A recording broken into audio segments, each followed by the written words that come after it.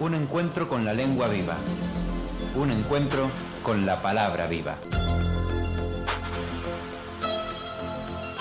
La Esfera. Martes a las 8 de la noche en Radio Unión Tenerife.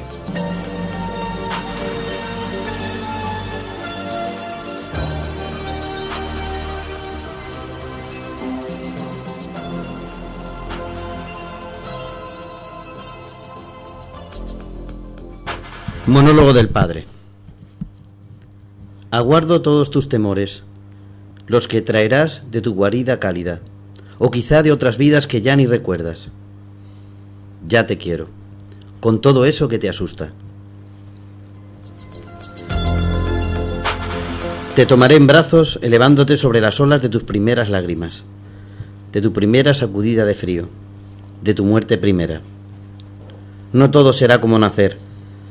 Después vendrán heladas aún peores, soledades que te devolverán al inicio, más azotes de enfermera y de otros vientos todavía menos amables. Te dirán, son por tu bien. Mienten. Mas no tengas miedo. Hay paz aquí fuera.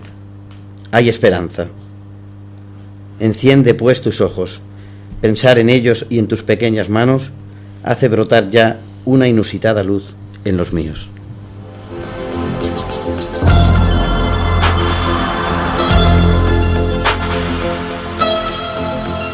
La Esfera, en Radio Unión Tenerife.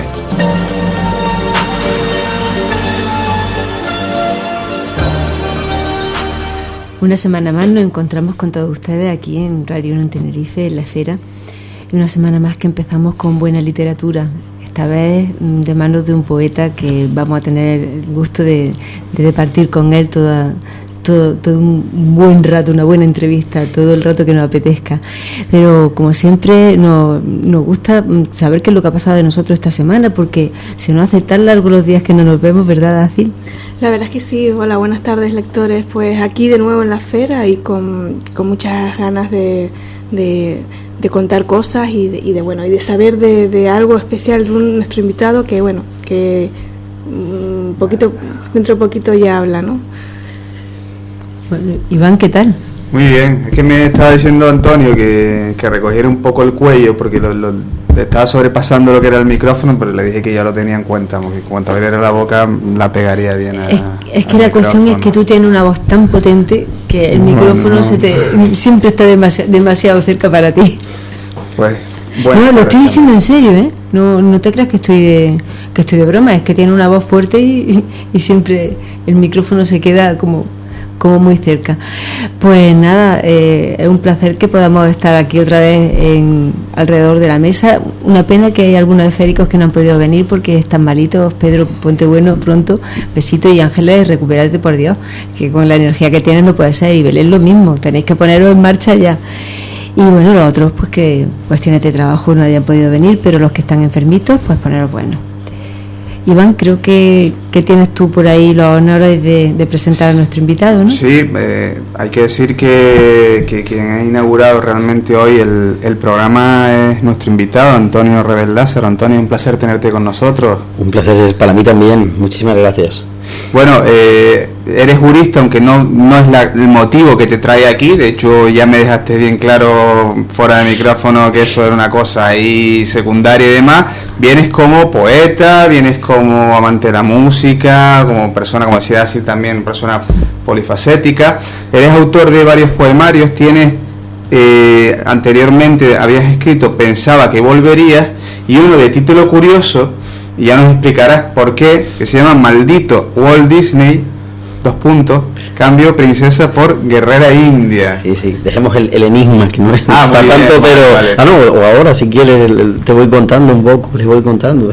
Y aparte de ese, y ahora si quieres nos explicas el motivo de ese título tan curioso. Tenemos tu último poemario, que creo que lo que nos has leído corresponde a él, que se llama Diego contra la oscuridad, y que fue presentado en el pasado diciembre en Moment, Explanada de España de Alicante. Cierto. Sí, pero primero fue presentado aquí en Tenerife, Ah, que es muy donde bien. vivo, de donde yo me siento ahora aparte, ya llevo 10 años viviendo aquí, y fue en el Hotel Rural Mal de Amores, en La Esperanza. Fue un acto más familiar, que al final fuimos 70, 80 personas, pero no le dimos mucha publicidad, sino que era un regalito también que nos hacíamos todas las Pues personas. para no darle publicidad, que vayan 70, 80 Eso es lo que personas, digo. teniendo en cuenta que un certamen literario de ese tipo no suele ir tampoco mucha gente, pues la verdad que ha sido todo un éxito. Eso es una Explícanos cómo suerte. lo hace. Es una suerte, no de otra manera, es tener suerte de que tienes muchas personas alrededor que te aprecian, que te quieren, y el mérito es de ellos y de haberme apoyado, de haberme alimentado esa ilusión y de acompañarme en ese momento, en ese día, que fue muy bonito para mí. Y luego lo presenté en Madrid también, no te lo pierdas, hemos hecho casi una gira, como los Rolling, los viejos rockeros. Luego lo presenté en Madrid porque, bueno, estuve 7 años viviendo allí, conocí la carrera, quedaron muchas amistades allá, y al fin y al cabo era una excusa para volver a Madrid, que siempre debe existir esa excusa para volver a Madrid. Y bueno, pues presentar esa propuesta en una librería, en la librería La Marabunta, fue un acto más familiar, pero no por ello menos entrañable, emocionante y demás. O sea que le hemos dado un poco la publicidad, no tanto, esa palabra publicidad tiene tantas connotaciones negativas, ¿no? Pero bueno, pero sí que es verdad que el proyecto lo he intentado llevar allá donde he tenido o he dejado ciertas raíces, empezando por Tenerife, pero desde luego en Alicante, que es un poco mi tierra también, en la medida en que vive mi familia y demás. Y ahí, bueno, estuve viviendo toda mi infancia, y donde vuelvo, cuando uno dice vuelvo a casa, vuelvo allí, pues también era importante hacerlo ahí en Alicante, ¿no? Para mí. Antes de que hablemos de este poemario, volvamos otra vez al anterior, Sí. al de Walt Disney, Bueno. porque me da la impresión de que el oyente y nosotros que estamos aquí podremos conocerte un poquito más si nos explicas el porqué de ese título tan curioso y de qué es lo que se encontraría el lector cuando lo lea, vamos. Claro. Bueno, el lector todavía no lo puede encontrar porque realmente los dos poemarios anteriores no se llevaba a libro. El primero tenía una oportunidad muy buena de sacarlo como libro, y la verdad que al final pues no parecía circunstancia, tampoco me animé, ¿no? Por eso digo que son poemarios, porque bueno, están estructurados casi para eso. Y se llama Pensaba que volverías, y el segundo surgió un poco como reacción, porque el primero son versos dedicados a chicas, a mujeres que pasaron un poco por mi vida, y son esos poemas de amor y tremendamente extremos y de desamor sobre todo, y entonces yo siempre sentí que le debía unos poemas, así se llama, creo que el primero que hay, hace mucho tiempo que no releo eso, madre mía, a mi esposa, a Maricruz, que es la persona a la que quiero, la persona que me hace mejor todos los días, con la que convivo, y se lo merecía eso y mucho más. Y precisamente es también una ruptura con ese tipo de cliché, ¿no?, de la mujer princesa y tal, que pertenece y que está plasmado en ese poemario anterior, y que sin duda pues es el resultado de lo que uno ha vivido, de todas las influencias que tiene, pero por supuesto cambio a esa princesa del pasado por esa guerrera india que es Maricruz, y que bueno, desde luego representa el tipo de mujer pues fuerte y muchísimo menos cercana a esa imagen tan infantil que tanto daño ha hecho, por otra parte. Es un tema interesante, en mi humilde opinión, a las mujeres, ¿no? Todo este tema de las princesas y de Walt Disney para mí ha sido un auténtico desastre, y es lo que le faltaba a la mujer, porque tiene distintos flancos por donde les ataca, pero ese ha sido importante porque gesta iconos, gesta clichés, gesta roles desde la infancia, y entonces ahora cuando tengo un niño es brutal, empiezas a ver, ¿no? Cuando ves cómo resulta que las niñas hacen gimnasia rítmica, que es el único deporte, creo, para el que no existe la disciplina, justamente en el colegio, esa es la que ofrece a la chica, y los niños hacen karate, con todo mi respeto a los karatecas que nos estén escuchando, y no tengo particular interés en que haga deporte y toda esa conexión, sí, pero no tengo ningún interés en que mi hijo haga karate. Seguramente que si digo que haga eso no me van a montar el lío, ¿no? Pero sí es cierto que bueno, que hay un cliché en el primer libro, Pensaba que volverías, parte de mi vida, no me arrepiento, igual quemaría esos poemas ahora mismo, pero bueno, eso no viene al caso, pero sí está está mi vida también ahí, pero creo que la mujer que lo que simboliza para mí mi pareja, el concepto de compañera, con todo lo que eso, cuando Neruda habla de compañera, ¿no? Es un poco, no voy a decir salvando las distancias porque sería incluso pretencioso, no salvando las distancias, sino no teniendo nada que ver con Neruda. Yo es un poco como cuando Neruda decidió escribirle los 100 sonetos a Matilde, ¿no? Pues son los poemas que ella merecía frente a esa parte más de idas y vueltas de personas, y que son poemas que escribí, algunos con 15 años, ¿no? Pero con 20, 30, sí, y pertenecen a otra etapa de mi vida, ¿no? Por eso se llamaba el maldito Walt Disney, Cambio Princesa por Guerra India, que se iba a llamar, y perdón por si hay menores, se iba a llamar puto Walt Disney, pero un magistrado amigo mío me dijo, cambia el nombre porque Walt Disney representa mucho para los niños y tal, y no hace falta tal. Bueno, como eso todavía no está en el libro, si alguna vez sale, pues ya veremos si le llamamos de una manera o de otra, pero sinceramente lo puedes poner con punto suspensivo, ¿no? Ahí sería un debate interesante. FFK punto suspensivo, algo así, que cada uno que debería seguir en abierto, que siempre en poesía, no, que queda en abierto, esto siempre se valora mucho en poesía, que no dan al lector el tema masticado, pues igual es una solución. Desde luego, sinceramente, de todos los poemas que tengo, este era el primero que tenía que salir por la urgencia de la temática, por lo que estamos viviendo de oscuridad, porque mi hijo ha nacido en esta tormenta y ha sido acompañado por este tipo de situaciones para mí absolutamente desgraciadas, que serán objeto de estudio cuando se estudie la historia de España, lo que estamos viviendo y el retroceso a todos los niveles que estamos viviendo, y por lo tanto pues los poemas de Maricruz, de mi esposa, sinceramente son para ella. Igual alguna vez salen, pero este era el primero que tenía que salir. De hecho, ahora uno entiende por qué los primeros no salieron cuando estaba todo cerrado con la editorial, y fui yo un poco el que pues, no lo vi claro en un momento dado. Creo que estos eran los primeros que tenían que salir. Es decir, que Diego contra la oscuridad es un libro en el que abordas toda esta problemática que estamos viviendo hoy en día. Sí, podemos llamarla problemática o podemos llamarla de palabras peores, pero esto no es novela infantil. Absolutamente, no, y me parece muy bien, ¿no? Porque y sin que vengamos a hablar de política, bueno, pues es que el libro lo dice, es Diego contra la oscuridad. Pues Diego tiene 6 años, cumplidos ahora en marzo, y se ha ido gestando incluso su vida, y incluso antes de nacer mi esposa hay poemas que están aquí, y todo su crecimiento en estos 6 años ha ido en paralelo pues a unos tiempos muy duros para muchísima gente. Siempre me gusta decir esto porque si no parece que vivimos en el mundo de Yupi, ¿no? Los tiempos ya eran duros y los resultados de ese tipo de situación económica ya lo estaban viviendo en otro lado del mundo, donde morían 70.000 niños, 70.000 personas al día por hambre, y ahora resulta que hemos subido a 100.000, me parece, que he leído, ¿no? Entonces, bueno, desde luego en España ahora estamos viviendo este maravilloso sistema y sus consecuencias. Entonces está precisamente dividido en 3 partes por eso, porque la primera parte se llama Nasciturus, y son poemas que se escribieron cuando Diego estaba en el vientre de su madre. La segunda representa un poco el pasado, luego con una potencialidad tremenda de estar esperando a Diego. El presente es Niñez y otros llantos, que es como volver a pasar por la niñez desde los ojos de él. Y el futuro, y es la parte más gruesa del poema, sin duda. Hay muchísimos poemas. La tercera parte se llama Saturno devorando a sus hijos, que podría haber sido todo el libro, y exposición de acuarelas, y que bueno, representa a Saturno. Yo creo que no se me ocurrió una metáfora mejor que Saturno, sobre todo en esa imagen del cuadro de Goya, devorándonos a nosotros, que somos sus hijos, somos hijos de estos tiempos, hemos caído en su trampa y nos está aniquilando, nos está devorando con la misma crudeza que tiene el cuadro.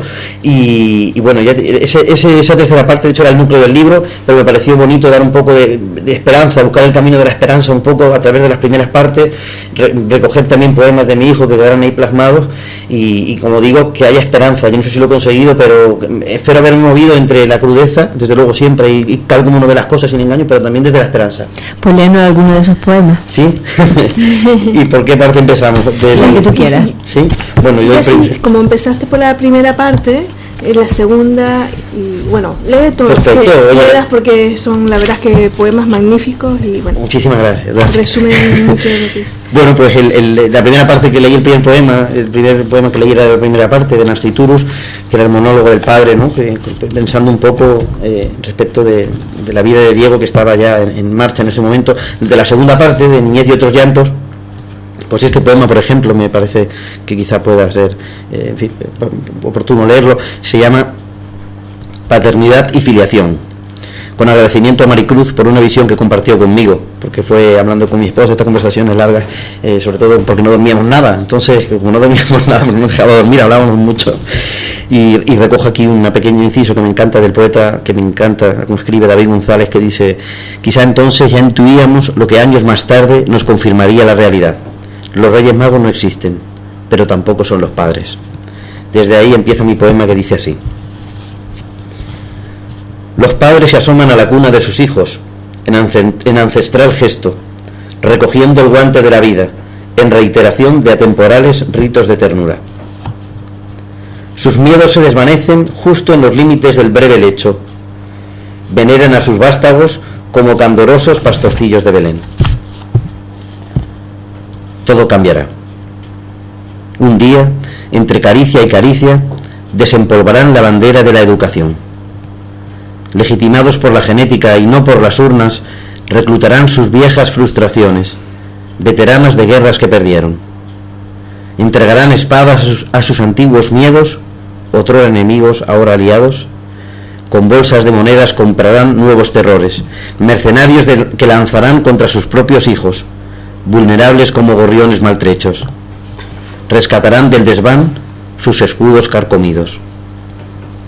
A partir de aquí, la guerra más larga de toda la historia.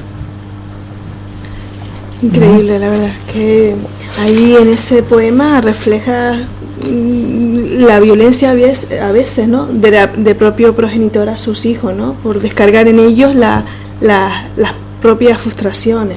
Absolutamente, y muchísimas gracias por tus elogios, pero claro, y además lo hacemos todos en mayor o menor medida. Resulta que yo ahora mismo sobre todo leo libros de poesía, por supuesto, y libros de psicología, y estoy en pañales todavía, pero es lo que más me interesa, lo que más me gusta, porque creo que es la forma en que nosotros nos hacemos más conscientes de nuestras limitaciones, y por lo tanto en ese sentido también afectaremos de una manera mucho más sana, más limpia, y daremos un amor de muchísima más calidad a las personas que nos rodean, ¿no? Entonces, de todo lo que uno va leyendo se da cuenta de cómo repite los patrones asumidos durante la infancia, y cómo con tu hijo, si no llevas cuidado, acabas repitiendo aquello que odiabas que hiciera tu madre contigo. Pero me parece increíble, ¿no? Pues esto es de manual de psicología, yo no soy ningún experto ni en esto ni en nada, pero hija de mujer maltratada también, esto como es, por ahí va un poco.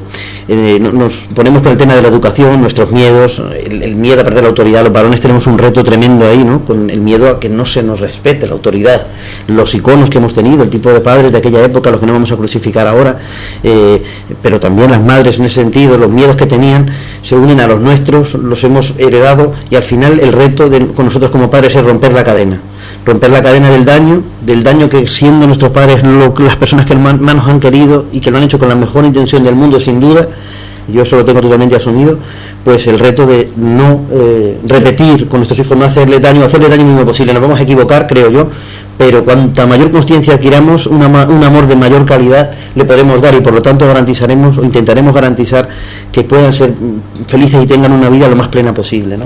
Porque claro, tú has elegido tu libro de poemas para reivindicar de alguna manera, o para poner de manifiesto pues el espejo de la sociedad hoy en día, sobre todo la sociedad occidental, en cuanto a que tú, en cuanto a los grandes errores, ¿no? Y de alguna manera tú lo que quieres es que el lector pues pueda ver eso que a lo mejor no ha sido consciente. ¿Ese es tu verdadero objetivo? Absolutamente, yo intento no darle a la gente cuál sería mi objetivo. Yo puedo decir un poco desde dónde he escrito. Desde luego, el error de esta sociedad, el tipo de valores que se han cultivado, el error general, pero también hablo del error personal, o de la mistificación personal de cada uno, de los miedos y frustraciones de cada uno, que como padre o madre, si no lucha por tener un cierto nivel de conciencia, los va a llevar a sus hijos. Esa es un poco la batalla. Sí que estoy de acuerdo contigo, y va un poco también desde ahí, pero también, y esa segunda parte sobre todo, la tercera tiene mucho que ver con lo que dices, yo creo. Estoy hablando un poco de nosotros como padres. Tenemos que darnos cuenta de que somos sus héroes, no les podemos fallar. Entonces nos podemos equivocar y nos equivocaremos 1000 veces, pero acomodarse a no analizar uno por qué me pasa esto, ¿no? Ay, ¿por qué siempre me pasa esto? Es que no entiendo, y acabar gritando a un niño, acabar perdiendo los nervios con demasiada frecuencia, controlándolo demasiado, no dándole el afecto que merecen, manchando esa pureza con la que vienen, porque yo lo veo y digo, qué bien venimos de serie, de verdad, ¿no? Pues sí, yo un poco desde ahí está escrito ese poema, desde reivindicar un poco el derecho que tienen los niños a tener una vida plena, a que si nos jorobaron la vida, por no decir otra palabra, de alguna manera, y no lo digo faltando a mis padres, sino al revés, mis padres me quisieron con un amor tremendo, y se han equivocado lo mismo que cualquier otro padre o madre, y eso está antropológicamente fijado y tiene que ser así. O sea, insisto que no es, pero desde luego que nosotros intentemos en la medida posible respetar ese derecho que tienen a vivir plenamente, libremente, que viene muy bien de serie, que no los estropeemos demasiado, que luego les toca ir a hacer 1000 talleres para desandar el camino andado. Yo el dinero mejor invertido que tengo en ese tipo de libros y de talleres y de dinámicas en las que intento, y me queda muchísimo, pero bueno, jugar a eso y aceptar ese reto de verdad de romper la cadena, ¿no? Que insisto, no estoy hablando en sentido negativo respecto de la educación de nuestros padres, nadie nos va a querer como ellos, y eran otros niños heridos a su vez. Aquí el problema es que somos todos niños, tenemos un niño interior dañado, con un dolor no expresado, y nuestros padres también eran, no va a ser que nosotros sí, y reconozcamos ese dolor, y el dolor de nuestros padres no. Desde ahí nos amaron, desde ahí nos educaron, y ahora pues nosotros tenemos ante nosotros a nuestros hijos, bueno, quizá tengamos más medios, vamos a intentarlo, ¿no? En internet, leyendo algunas de las entrevistas que te han hecho, has comentado que juegas con frecuencia a crear un entramado de imágenes para que la lectura del poema tenga algo de experiencia orgánica, casi visceral, ¿no? Entonces, lo que te aclaro es que no es frecuente encontrar en un libro de poemas la combinación de imágenes con los poemas. Entonces yo me imagino que el resultado de este libro es a partir de una labor tediosa. Cuéntanos un poco cómo ha sido, pues.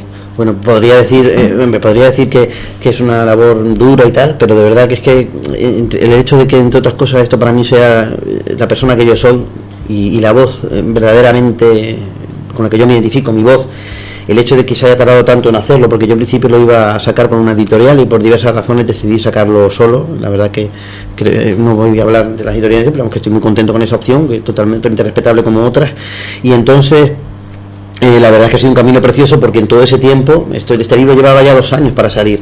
Tenía cierta urgencia porque la temática estaba tan pegada a la realidad, que eso para muchos puede que sea un demérito, pero para mí y para otros poetas que voy leyendo no lo es.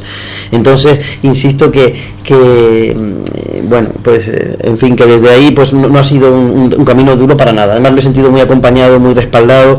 Los poemas se han ido escribiendo como óleos, entonces la tercera parte, que son el grueso de los poemas, ¿no? Lo que abarca un periodo de tiempo más largo, son 30 poemas, que es la tercera parte, a lo largo de 2 años, no ha sido. Y luego pues yo lo voy puliendo con mucho gusto, porque me encanta leerlo desde el esqueleto, desde lo que sale cuando ponen las vísceras uno ahí.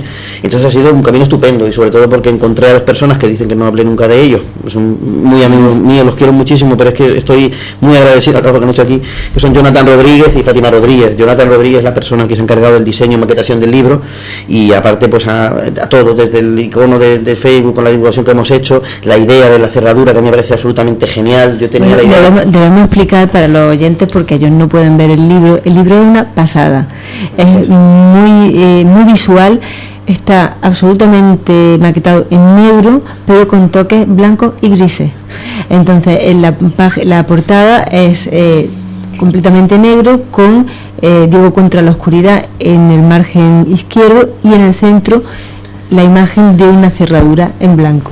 Sí, esa es la idea que la tuve, porque yo tenía la idea del cuadro de Goya, porque el núcleo es Saturno de los hijos, pero no hubiera sido un error, porque además eso es solo la parte que queda sin esperanza, no hay puerta al final, y además es solo una parte del libro, pero era lo único que tenía claro. Y llegué un día a casa de Jonathan y me dijo: Antonio, no te tapes, yo también soy muy cabezota, pero te he cambiado la idea, ¿qué te parece? Y cuando me lo enseñó tal cual, digo, bueno, me parece absolutamente genial. Además, en cada capítulo es en negro, cada capítulo empieza la cerradura así, sin abrir, o sea, con la página en negro y la página en negro y el hueco de la cerradura en blanco, pero ya al pasar el último capítulo ya no está el ojo de la cerradura, que de algún modo él entendió, y no lo quiero explicar porque tiene que explicar él, pero como que ya hemos entrado y hemos abierto, y hay una puerta detrás que espero nos conduzca también a algo de luz y algo de esperanza, ¿no? Entonces es un viaje muy bonito, porque son amigos míos personales, son personas a las que primero admiré como artistas y al final son parte importantísima de mi vida, tanto él como Fátima Rodríguez, que es filóloga y especialista en correctora de textos. Entonces es la que me ha hecho toda la corrección de los textos. Entonces es que ha sido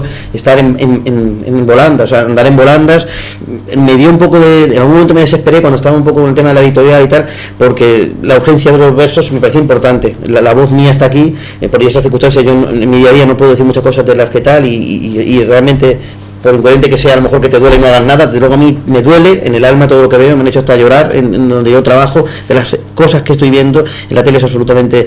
Y entonces sí tenía cierta urgencia, porque tenía la ilusión casi infantil, pero también muy fuerte de verdad, de ver el libro. Aparte que yo no creo que haya nadie que no tenga esa ilusión, bueno, seguramente la habrá, ¿no? Pero porque tú, la ilusión era de tener el libro en papel, ¿no? Sí. Porque en Facebook lo estás promocionando, y además incluso tienes un vídeo con música de fondo de jazz, pues sí. Tú también eres músico. Bueno. Pero hablamos de esa faceta, y bueno, pues los que quieran tener una curiosidad por, bueno, pues cómo en la fachada o la portada de este libro, pues ahí se puede ver, ¿no? Precisamente. Sí. Es que la idea, la pregunta era si tú, desde el punto de vista digital, no tienes la intención de divulgarlo o ponerlo en venta. Bueno, este libro ¿Es un papel? Está en ventas en librerías online, pero es verdad que nunca lo dudé, la verdad. Supongo que como ya el primer poemario, hace ya 8 años que lo iba a sacar, ya tenía siempre la ilusión de ver el libro en papel. No, todavía no estoy muy hecho a las nuevas tecnologías, he leído artículos en el iPad y todo, en las tablets y tal, pero desde luego yo la poesía la sigo leyendo en libros y los libros en general. Entonces no, y además que había una ilusión personal, y habrá algo, como digo, hasta de infantil, pero tenía muchísima ilusión de tener este libro en la mano, ¿no? Y todavía no concibo yo eso. Me debería a lo mejor actualizar, y me merece todo el respeto del mundo de esa gente que utiliza las redes y además que no tiene ninguna pretensión de que una editorial se fije en él, ¿no? Que son cosas que están muy manidas ya y que hay una lectura muy cuestión de también, hombre, la verdad es que tener el libro tan bien enmaquetado, hecho con tanta sentimiento y tantos elegancia, ¿no? Por así decirlo. Tenerlo en la mano es distinto que verlo virtual, ¿no? Para mí sí, claro. Eso es indiscutible. Lo que pasa es que, como dice el refrán, lo cortés no quita lo valiente. Puedes sacarlo en los dos formatos y creo que así podría llegar a muchas más personas, pero tampoco hay que forzar las situaciones. Yo creo que cuando uno siente que debe hacer algo en una determinada forma o con una determinada textura, con una determinada materia, pues hay que seguir los impulsos, ¿no? Pues mira, lo pensaré, y además te diré que, como insisto, que yo no vivo de esto, es que de verdad te digo que no ha sido un camino tortuoso para nada, ha sido un auténtico placer, o sea, esto es un disfrute para mí. Entonces, yo mi única aspiración, sí, que no me hablar ahora de cosas económicas en un programa de cultura, lo que quiero decir es que para mí esto no es para ganar dinero, esto es para, si puedo recuperar los costes, porque ya decidí salir solo y estoy encantado de haber salido yo, porque hago lo que quiero con él, lo voy regalando. Yo siendo un piloto desconocido, una editorial lo más que te va a dar son 10 ejemplares, yo me encantará a mis padres, a mis amigos íntimos, a la biblioteca de no sé dónde, a mi colegio. El otro día mandé un libro para allá, le regalé un libro a Jorge Drexler el otro día antes del concierto, y para mí era una cosa que me hacía mucha ilusión, y también, insisto, algo infantil ahí.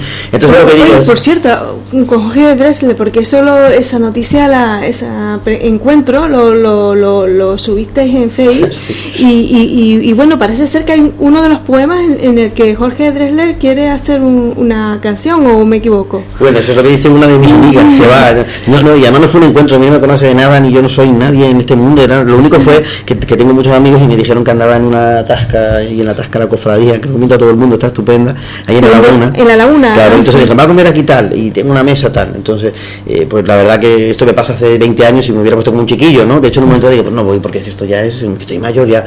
Pero luego hablé con mi hermana pequeña, Gloria, y que es una fan total de Jorge Drexler, y me dijo, pero hombre, por favor, o sea, me he hecho una bronca allí, y digo, pues ¿por qué no voy a ir? Llegó tarde, y sobre todo digo, mira, pues le voy a dar mi libro, porque igual que me ha regalado sus canciones, que han sido, él ha formado una banda sonora preciosa en mi vida, porque las canciones ya no son solo la parte física, son unas notas, ya están pegadas ineludiblemente, sobre todo muchas canciones, a la vida de uno. Entonces yo he vivido muchas situaciones a veces complicadas al lado de muchas canciones, no solo suyas, y me hacía muchísima ilusión verle. Entonces no fue un encuentro con él ni nada, no sabía ni quién era yo, ni lo sabrá ni nada. Lo que pasa es que sin molestarle ni nada, pues 3 o 4 que nos había llegado un poco el chivatazo, nos saludamos allí y como si fuéramos unos quinceañeros nos hicimos una foto con él y le regalé mi libro. No tiene más, vamos, o sea, la verdad que ahí está un poco la cosa. Pero bueno, lo que dice, perdón, porque no quería ya que me arrojaron el guante de la cosa digital, perdón, que me parece muy interesante, y sinceramente, hablando de esto, de que lo que no me interesa es, lo que me interesa es que los versos lleguen a la mayor gente posible, de verdad. No lo digo, la gente no lo sabe, es una cuestión económica, ¿no? Porque además con las 3 presentaciones el libro ya se movió muchísimo. Es incluso regalarlos a los institutos, a los colegios. Bueno, todo el mundo me estará llamando para que, pero es verdad, una vez que cubre los costes y tal, yo lo que quiero es que lleguen, con lo cual una opción muy buena, de verdad lo digo, no lo había pensado. Una vez que lleguemos a ese punto, lo ha hecho Antonio Orihuela, tiene un libro, descargarlo ahí en PDF en Google, por ejemplo, ¿no? Por ejemplo, pues desde luego, pero vamos, seguro que sí. O sea, no va a ser esto tampoco quedan ya tantos libros. Yo es que estoy alucinado de cómo ha salido este libro. O sea, que llevo ya 200 libros, más de 200 libros en 2 meses. Porque lo deseaste y se ha convertido en un hecho. Eso yo creo que por la gente que forma parte de mi vida, porque son la gente que al principio sobre todo compra tu libro, ¿no? Has cursado estudios en el Conservatorio Superior de Música en Alicante y bueno, y también has obtenido el título de profesor de grado medio de piano. Has formado parte de distintas bandas de rock y recientemente has iniciado un nuevo proyecto musical en Tenerife. ¿Qué Sí. proyecto es ese que tienes aquí en Tenerife? ¿O qué banda de rock? Ese proyecto, apenas no tengo todavía la página de Facebook para aprovechar y decirlo, ese proyecto le hemos estado dando muchas vueltas al nombre del grupo y estábamos pensando si lo llamábamos Barón Mojo o si lo llamábamos Quesillo y los Trogloditas. Al final salió un nombre también, tiene que tener esa cosa canalla porque somos rockeros, entonces hay que hacerlo. Y dicen, no, pero es que no parece serio. Digo, pero si esto es una cosa para que la gente se divierta, a mí no me desmerece el humor, me encanta hacer humor, incluso con el nombre del grupo, no creo que le quite.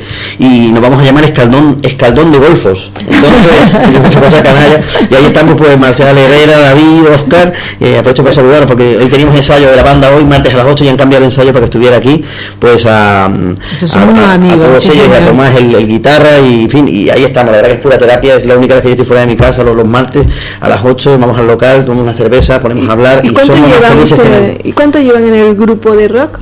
Este grupo lleva 8 meses en marcha, lo que pasa es que hemos ido muy despacio por diversas circunstancias personales de algunos de los del grupo y porque bueno, tenemos muchas obligaciones también y lo prioritario es lo prioritario, entonces bueno, todavía tenemos un repertorio sobre 10, 12 canciones, antes del verano no creo que salgamos un poco a la palestra, pero en ese formato que siempre será el de tocar en un bar con los amigos, de verdad, no ninguna aspiración de ir a la guerra y cobrar entrada, estas cosas, porque nosotros no vivimos de esto, sí que queremos por lo menos para después del verano a ver si podemos ya salir un poco, porque también hay una parte de, yo no sé, seguro que hay cosas que revisar ahí uno, ¿no? De exhibicionismo y de vanidad seguramente para todos, en el caso mío no importa reconocerlo, pero desde luego subirse a un escenario es una cosa que a mí me encanta y todo el mundo que me conoce lo sabe, y yo con la banda que estaba antes, que se llamaba Arrow Rock, no hicimos sino 6 o 7 conciertos al año, también era una cosa muy de hobby, pero llevamos 5 años y como yo digo, no éramos profesionales, pero tampoco éramos chiquillos, o sea, hacíamos las cosas creo con mucha seriedad y hacemos una cosa creo bastante digna. ¿Pero tú qué instrumento tocas en Yo la toco el banda? piano y hago coros porque mi voz no da para más, pero no es de las cosas más democráticas que hay es cantar y es muy difícil que a mí alguien me deje sin cantar en un momento dado. Entonces yo hago los coros ahí, tenemos el bozarrón de Marcial Herrera ahí, que se basta y se sobra, y yo toco el piano y hago coros. Bueno, pues Escaldón de Golfo debe pasar también por la Fera, aquí el programa La Fera, un día se viene, un martes, ¿no? Pues muchísimas gracias. Podemos cambiar el día del ensayo, porque era justamente el martes a las 8, o sea, curiosamente Es que así están alineados los astros. Eso es por algo. Bueno, si tenemos que cambiar el programa de día, lo cambiamos. No creo que todavía, ya si alcanzamos el éxito, tocamos en Wembley y tal, igual ya nosotros somos muy aficionados, y de luego lo agradezco, muchísimas gracias, y de verdad que seguro acepto la historia, acepto la invitación, y a ver si podemos venir aquí un día. Antonio, casi se nos está agotando el tiempo. Yo quiero volver a una idea que has manifestado. Yo tengo aquí anotado que tú dijiste, manifiestas tu deseo de lanzar palabras exigiendo ética a los monstruos y dignidad para el ciudadano de a pie. Hablaste también de cómo a tu hijo le ha tocado vivir unos años malísimos. ¿Tú crees que la crisis que vivimos también es una crisis de valores, es decir, que ha venido motivada precisamente por esa falta de ética? ¿Tiene algo que ver tu poemario con eso también? Yo lo que creo es que la crisis es una estafa, recogiendo esos de los grandes mensajes que de ese magnífico movimiento que se le ha intentado criminalizar, que es el movimiento 15M, que sacó consignas absolutamente maravillosas y con mucho de poesía. Me mojo totalmente. La crisis, para muchos que no leemos los grandes medios, esto no voy a nombrar ninguno, la crisis no es como que la lluvia, ¿no? Que de pronto nos tocó la lluvia y hay que pasarla. Esto es una cosa absolutamente vergonzosa y miserable, tiene responsables con nombre y apellido. Lo que sucede es que nuestras instituciones, desgraciadamente, no están al servicio, en muchísimos casos, del interés de los ciudadanos. Creo que con el caso de los desahucios no creo que haya nadie, y aquí no estamos hablando de política de un partido u otro, que dude que se podía hacer una ley que podía salvar a gente, ya que te quedas en la calle y pierdes todo lo que has pagado, pero por lo menos que no te quedes vinculado a una deuda de por vida, y no se hizo por falta de voluntad política. Punto y final. Eso para mí es indiscutible. Entonces, con eso y con muchísimas cosas más, cuando se privatizan cosas que se hicieron con el dinero de nuestros padres y nuestros abuelos para que unos señores se forren, o dejen sin calefacción a los que no pueden pagarlo, mientras en la factura nos están todos los días, o sea, ganando unos precios que son, cobrando unos precios que son absolutamente inadmisibles. No me den cuerda por aquí porque tengo para rato, por eso digo, que es la crisis, esto es la crisis de valores. ¿Sabes qué pasa? Que me conduce un poco a otro de los tópicos para mí con los que no estoy de acuerdo de ahora, que es que al final es de todos, ¿no? De la sociedad. No, para mí el ciudadano está salvado en esto. Yo sé que es un poco arriesgado decir, decirlo, pero no, el ciudadano lo único que hace, la gente que yo conozco, y que la gente siempre digo lo mismo, que esté escuchándome, que lo piense, a veces hace otra cosa distinta de ir a trabajar todos los días y gastarse el dinero dignamente. Perdón, pues fíjate, al revés lo dije. Ganarse la vida, gastarse el dinero también es muy importante. Y para eso hay que trabajar. Y lo que hacen toda la vida es trabajar y pagar. Y cuando no pueden pagar una factura están que no pueden ni dormir.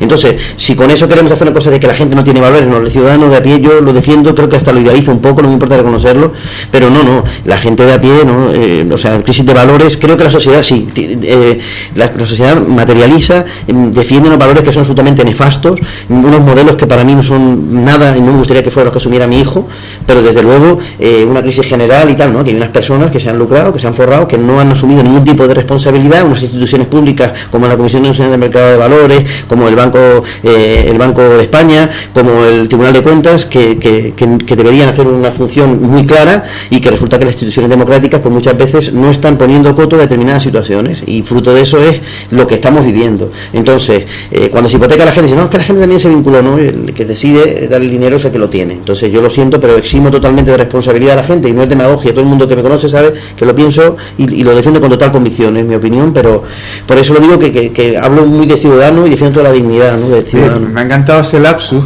porque me ha hecho pensar muchísimo eso de gastarse el dinero dignamente. Normalmente solemos decir ganarte el dinero dignamente, pero es que yo creo que también a la hora de gastarte el dinero también hay que hacerlo dignamente. Es tan digno ganarlo como gastarlo. Yo me gasto el dinero tan a gusto como, por suerte, depende de que te lo gastes, es decir, que puede ser perfectamente en tu vida rockera y demás, y no para pagar cosas que quizás no se debieran, ¿no? Absolutamente estoy de acuerdo. Me encanta ese lapso. El inconsciente, y es lo que el inconsciente muy inteligente. Ahí está todo, el inconsciente está todo. No digo que el consciente no lo sea, Bueno, no sé si Dasil, yo sé que Dasil la veo especialmente ilusionada con esta entrevista, realmente merece la pena, no sé si quiere añadir algo más, Dasil. Bueno, yo creo que ya Antonio nos ha puesto de manifiesto que todo el proyecto que ha sido este libro, un libro que lo recomiendo un montón, porque es no solo en su contenido como poemas muy bello, sino que también se ve que ha trabajado en equipo, y el resultado, pues este libro de poemas con ilustraciones que está muy bonito, y la verdad es que este Antonio Rivera aquí en la Fera, pues es todo un honor, ¿no? Y que no, ¿qué más decir? Que eso, ¿no? Que muchas gracias por que estés aquí, ¿no? El honor para mí, muchísimas gracias. Me ha sido muy bonito también reencontrarnos, porque Dasil y yo hicimos el curso de poesía en la Escuela Canaria, que es un literaria, que es un curso estupendo, con Coriolano González Montaña, y lo que pasa es que yo lo dejé a medias porque nació mi hijo, pero coincidimos allí y nos recordamos, ¿no? Sí. Igual que Dasil está muy ilusionada, muy contenta. Te puedo decir que Ana, que la conozco un poquito, el título ese de Maldito Walt Disney Cambio Princesa por Gabriela India, te puedo asegurar que le ha encantado. O sea, sí que no me lo ha dicho, pero sé que le ha entusiasmado. Sí, me conoce bien.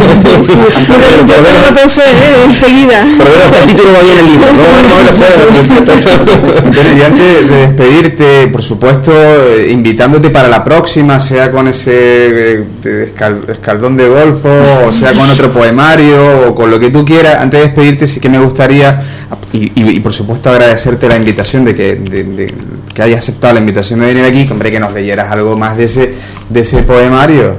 Bueno, pues ya no digo más veces las gracias, pero sí, voy a leer un poema, sobre todo para que no se me quede, que esta parte que son donde más poemas hay, pues como me dijiste, uno de cada parte, pues de la tercera parte voy a leer un poema que le dediqué a mi padre, y aquí lo digo porque me encanta la forma en que se ríe cuando lo termina de leer, ¿no?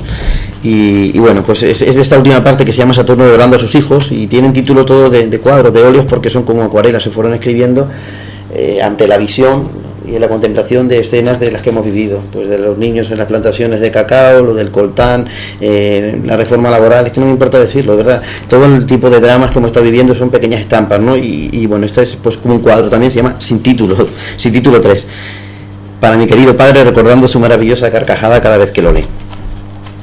Cuentan las horas las baldosas, sintiendo el peso de millones de pies.